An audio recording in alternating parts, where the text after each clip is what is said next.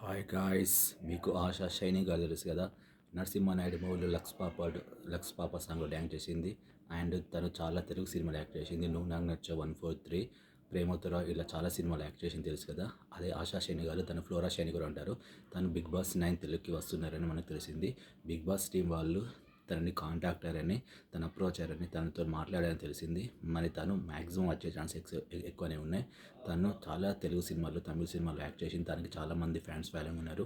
ముఖ్యంగా నువ్వు నాకు నచ్చావు సినిమా చాలా పెద్ద సినిమా, హిట్ సినిమా. అందులో తను చేసిన క్యారెక్టర్ కానీ, నరసింహనాయుడులో లక్స్ పాప సాంగ్ కానీ తనకు చాలా పేరు తెచ్చాయి.